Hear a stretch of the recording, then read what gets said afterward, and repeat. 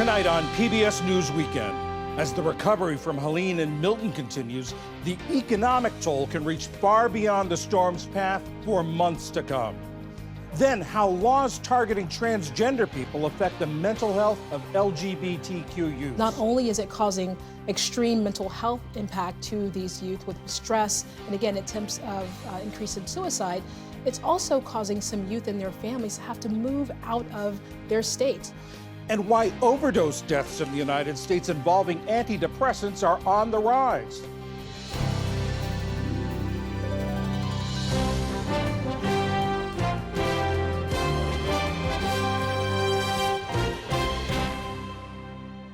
Major funding for PBS News Weekend has been provided by Consumer Cellular. This is Sam. How may I help you? This is a pocket dial. Well, somebody's pocket. Thought I'd let you know that with Consumer Cellular, You get nationwide coverage with no contract. That's kind of our thing. have a nice day.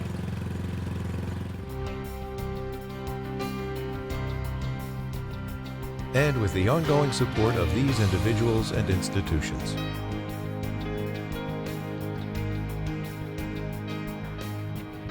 And friends of the NewsHour.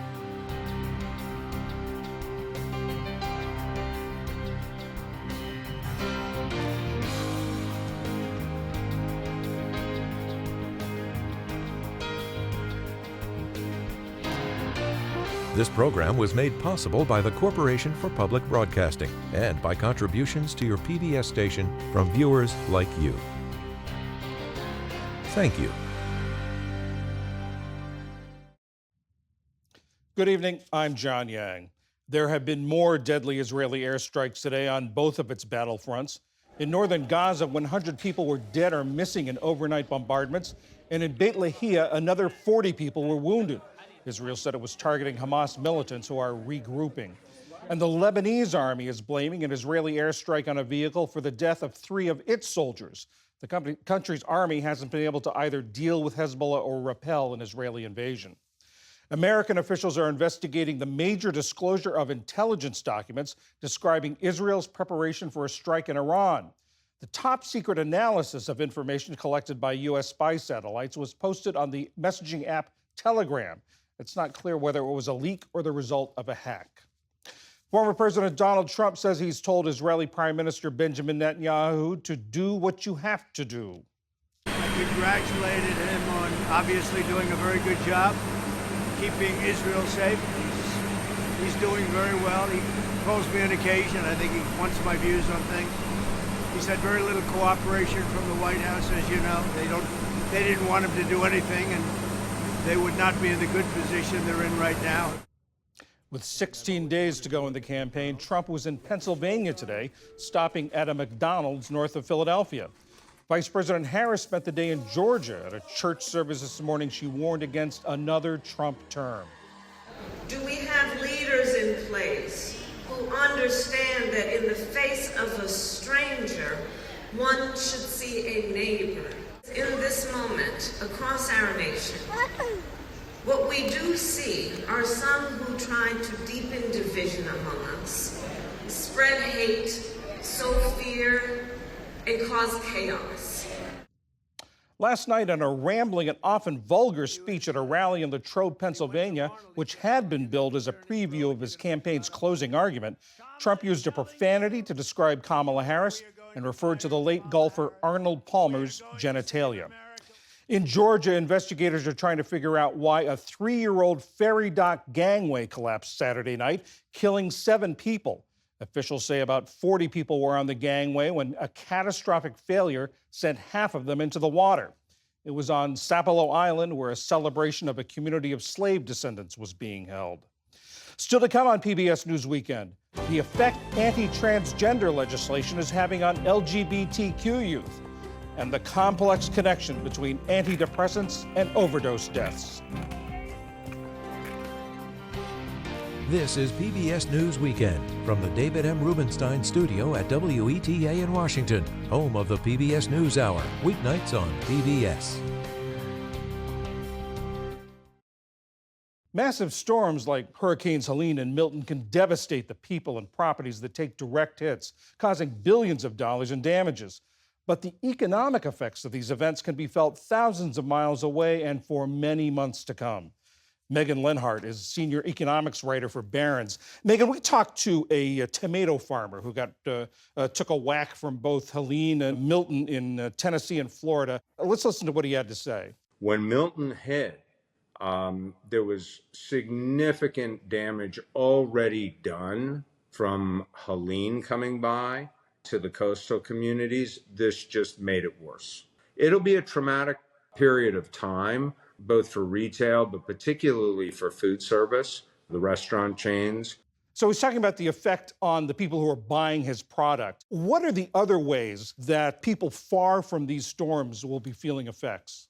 He makes some great points there. I mean, this is something where our food chain is national and international. And it's interesting, some of the initial estimates coming out of Florida alone for just Milton, it's going to be a $2.5 billion damage that the food and agricultural communities are going to sustain from this. So this is something where we're going to see it affect food prices in the short term. Keep in mind, the citrus production in Florida makes up about 17% of the nation's citrus production. And of course, it's going to be one of those things where it might not be a today problem, but it could also be a tomorrow problem. Keep in mind that some of these agricultural products are things that go towards animal feed, which of course then goes into that kind of production and food chain. It's not only, families who are getting tomatoes from their local grocery store, but as, the farmer did point out, this is going to affect the restaurant industry and food services industry because they obviously need these items in bulk. And I presume that it's not just agriculture we're talking about. It could also apply to manufacturing output. Certainly. I mean, you have to look at what was affected in Helene. I mean, South Carolina in particular, and certainly, Virginia, Tennessee, those are big manufacturing areas. We're probably going to see that come out actually in the economic data in the coming months. And not to mention the idea that, places like Asheville, I mean, you had major highways that were damaged in North Carolina. Those repairs are going to take some time. In fact, actually, initial estimates are saying that we might not even see those repairs completely finished until 2025. And that actually could impact even things like tourism. In Asheville and the surrounding areas, the employment situation, 17% of the labor market is actually in tourism. And this was an area that was incredibly hard hit in Helene in particular. This could make, this very difficult for people, not only in the terms of the people living there, but those who want to go and enjoy the sort of Asheville scene that's developed in recent years. You talk about some of these showing up in the economic data that comes out. Does any of this affect the numbers that policymakers watch? Absolutely. And it's one of those situations where it's potentially not even coming out yet. We did have some of the employment effects start to take place. We saw that in some of the initial jobless claims data. Those filing for unemployment have ticked up in recent weeks. But then, of course, we are going to see it probably most pronounced in the upcoming October jobs report, which is going to be released November 1st. Now, this is one of the final reports that we're going to get before the federal officials start really doing their analysis on whether or not to lower interest rates again for their November meeting and by how much. Now, of course, could also affect bigger national issues like gross domestic product. In fact, some estimates are already sitting there and saying that we could see a short-term hit to GDP as much as about 0.4 of a percentage point. That doesn't sound like a ton, but keep in mind this is the national GDP. And so it really does actually take quite a bit to make this kind of sway in the wind, if you will. Do recoveries actually give you a little rebound? Construction jobs, demand for lumber and other building supplies? It's a great question. And this is why I say it may be a short-term kind of, issue where we have this theory. It's called the broken window theory. And of course, it means, it's going to take a little bit of resources, people, jobs to actually replace the broken window. In this case, many houses and of course, a lot of the damage and wind damage. But of course, this can be a little bit tricky to estimate. And of course, you do have this issue where in the US in particular, we've really seen an uptick in the frequency of national disasters. So in the 1980s, for example, we had about 33 events that were billion-dollar disaster. In the 90s, we had about 57 events. In the last 4 years, from 2019 to 2023, we've had over $100 billion disasters. that makes it very difficult to have these speedy recoveries and things that we can just continually bounce back from when we're dealing with so many events. The way emergency response works in this country is the federal government comes in, pours in money and resources after an event.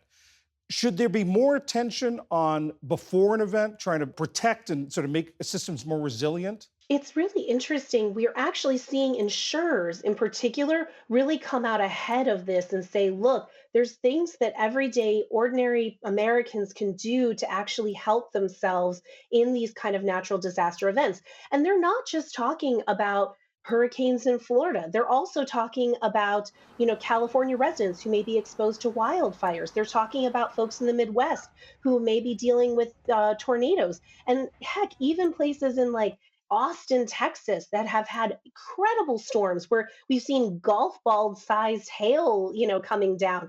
Those are all things where no matter where you are in the country, you may have to worry about natural disasters and sort of flooding events and all these different issues. And so we are sort of saying, yes, we probably do need to be more proactive, both the ordinary everyday Americans like us, as well as the big corporations that may actually have a lot of exposure to this kind of event. Megan Lenhart of Barron's, thank you very much. Thanks so much.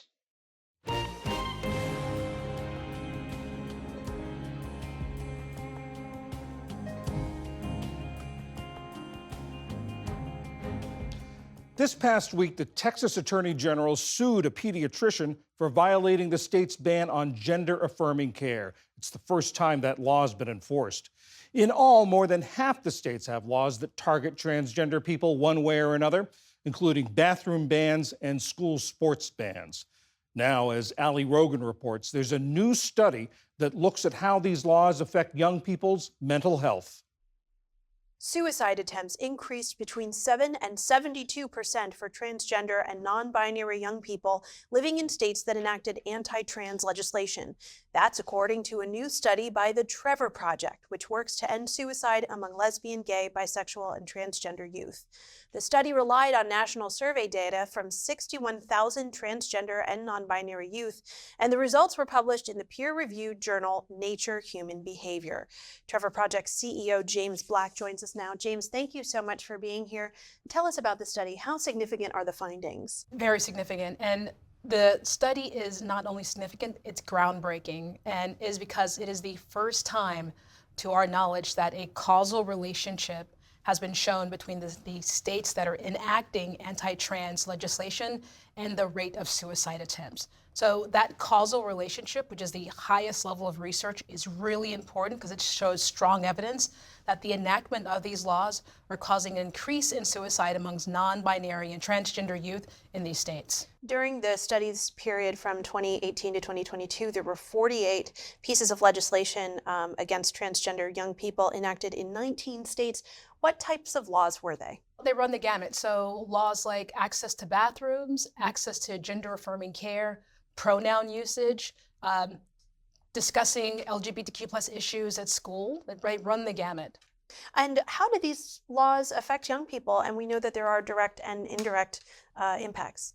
Well, let's think about this. You remember how it felt when you were 13 years old, right? Mm-hmm. And when you were 13, you were going through probably an awkward time, trying to figure your life out socially, at school, et cetera. And then to think about on top of that, you now have your existence questioned. You now have to sometimes testify and justify who you are. That is a direct hit on your mental health. So in the ways in which it's affecting our youth is not only is it causing extreme mental health impact to these youth with stress, and again, attempts of increase in suicide, it's also causing some youth and their families to have to move out of their state. So to find a safe state, moving out of a state that's unfriendly, and to go find another home that is friendly to them, an entirely new place that they actually have to live. And sometimes it even splits the family up. It's impacting our youth, but it's also impacting our families as well. And I know that this affected you and your family personally. You moved states. Can you tell us a bit about your family's experience, if you could? Yes, so I'm a native Texan, and in 2022, my wife and I decided to move our family from Texas to the DMV area for a multitude of reasons, all connected to the way that the state was heading in terms of anti-LGBTQ plus legislation. The threat of legislation, the words and the rhetoric that we were hearing from the politicians, and what my boys were hearing. We didn't feel safe as an LGBTQ plus family, as two women raising boys in Texas. We didn't feel safe anymore, and our boys were hearing things at school that just weren't right, that weren't okay. And as we continue to hear the rhetoric from politicians, that trickles down to the community. And it trickles down into the schools, and you start to hear that type of rhetoric from kids' mouths, and then it's passed on to kids like mine. So we decided to move. And also, kids in schools is one thing that's hard enough for young people, but then to include instruments of the state also taking legislative action in ways that influence their identity. I just can't imagine what that is like for these kids. Exactly. And we need politicians to understand that their jobs are to not use our children as political pawns. That's not a way to get political points. They are responsible for protecting and supporting and being of service to all constituents. And that also means the trans and non-binary youth. That also means the LGBTQ plus families. That means everybody. You can't siphon off a section of your constituency because you don't understand them. There are lots of families who can't move to a different state. So what sort of things can people who want to support them do to make them feel more welcome? And what sort of resources are available to those people who are being directly impacted by these laws? First, in order to support our youth, we know that one supportive adult can significantly decrease the attempts of suicide. So we need adults to be supportive adults. We have research at Trevor and resources on how to be a great ally. So please go look that up on our website. We also know that you have to build community around our LGBTQ plus youth. So they need people who can understand them, support them, use the appropriate pronouns. That significantly decreases the attempts of suicide. And we also know that gender neutral restrooms, they need access to the basics. Bathrooms, gender neutral bathrooms also significantly decrease the stress that they are actually going through right now. And this problem is not going anywhere this year. Past the studies term, hundreds more anti-LGBTQ plus bills have been proposed. 44 so far have passed into law. According to the ACLU, they include bathroom bans, healthcare restrictions, ID laws, sports restrictions, curriculum censorship. Do you think the pace of the passage and the consideration of these laws is going to be affected one way or the other by whoever wins the presidential election next month? I think that there's a chance that whoever wins the presidential election, that we are going to continue to see an increase in the states, that we're going to continue to see it, maybe perhaps not on the federal level, but in the states. And that's because we have the same politicians who are continuing to be divisive, who are continuing to pass misinformation. So really the way that we fix that, there's an education gap. People do not understand or know who trans people are, what it means to be non-binary. They don't understand. So what we need to do is to reduce the stigma attached to it, and we need to educate people. If we don't educate people, if we don't fill that knowledge gap where people don't know, and so they're being fear-mongered is what I'll say. There's lots of fear amongst people when it comes to trans and non-binary people. So regardless of who wins the election, I believe that we're still going to see that type of rhetoric, and the pace could increase even, right? I believe that we have to fill that education gap and show people who people are. They are afraid of people like me. They're afraid of people who look like me, of youth who look like me. And the bottom line is we're all human. That is the Trevor Project's James Black. Thank you so much for joining us. Thanks so much for having me.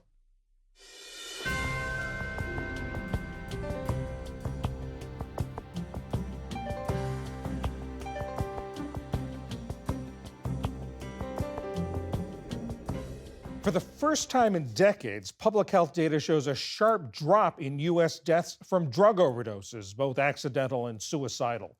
But at the same time, numbers from the Centers for Disease Control and Prevention show that overdoses involving antidepressants have been on the rise for the past 2 decades.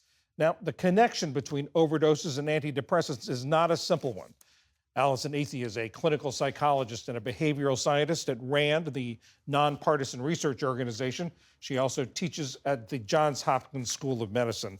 So, Allison, what is your biggest takeaway from this data? Well, I think it's very heartening to see overdose deaths overall decrease. Right now, we don't understand totally why the overall numbers decreased or if this trend will be sustained. But it's really hopeful that things are taking a turn. I think the other big takeaway from these data are that there are important differences between suicidal overdose and unintentional overdose, and we need to tailor our treatments to match the needs of people who are at risk for one, the other, or for both. Now, the fact that the overdoses involving antidepressants Right. have been on the rise, what do you make of that? You know, it's really puzzling. I think first, an important thing to note is that the CDC's data were looking specifically at rates of antidepressants in overdose deaths. So the vast majority of suicide deaths in our country, unfortunately, are suicide by firearms. So the impact of antidepressants on that group is really unknown. But what we do see is there is that change in antidepressants in overdose deaths, whether they're suicidal or unintentional. What it could mean is that there's some problem related to the drugs themselves, but it could also mean, and I think this might be more likely, that people who are depressed are having easier access to antidepressants. So there are more antidepressants out in the world that happen to be available to people who go on to die by suicide or an unintentional overdose.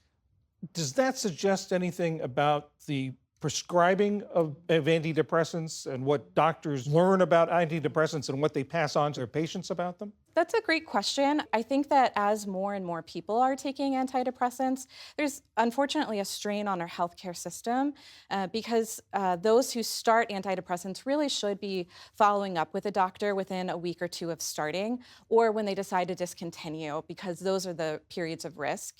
That being said, I think overall, it seems like antidepressants have helped protect us at the population level against suicide, that they are an effective treatment, but occasionally they don't work for people, and those people are at higher risk for suicide because their depression severity is persistent. Prescriptions for antidepressants went way up during the pandemic. That's right. What are patients not being told that they should be told when they're prescribed?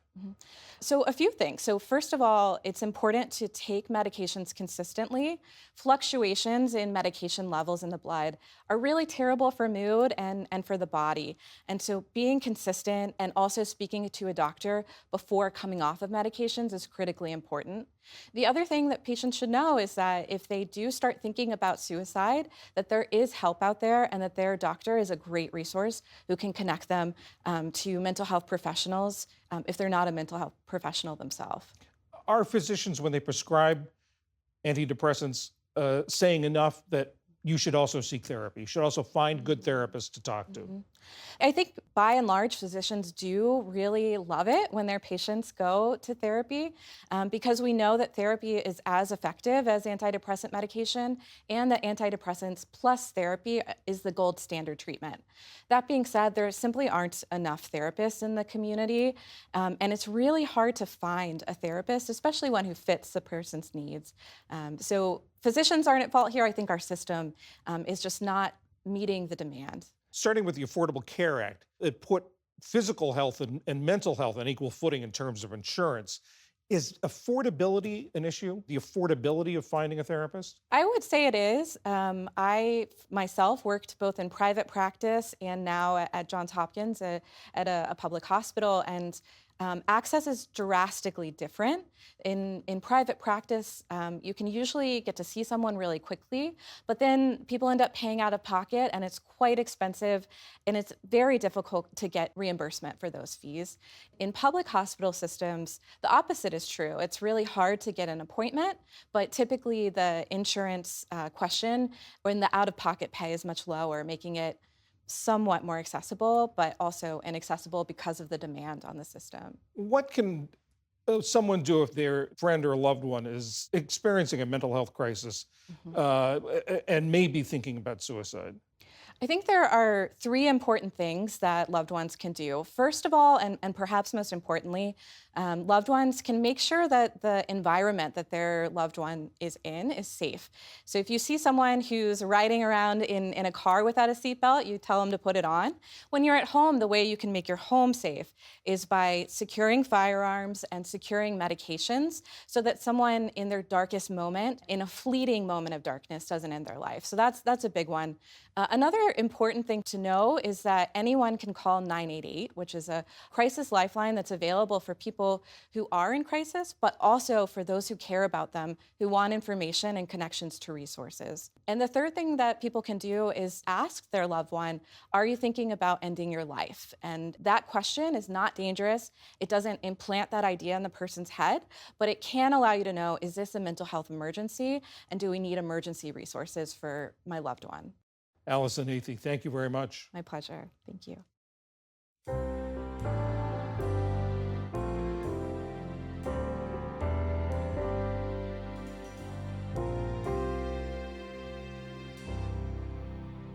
And that is PBS News Weekend for this Sunday.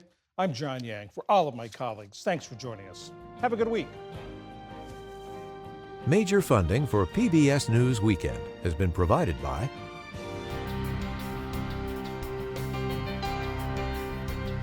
and with the ongoing support of these individuals and institutions.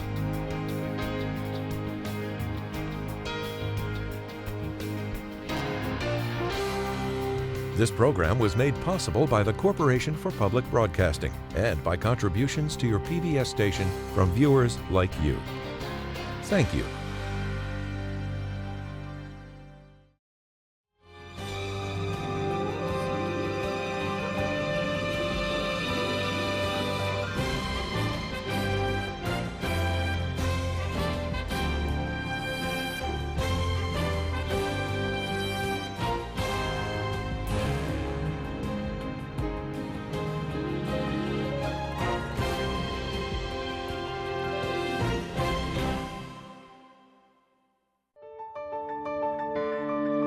You're watching PBS.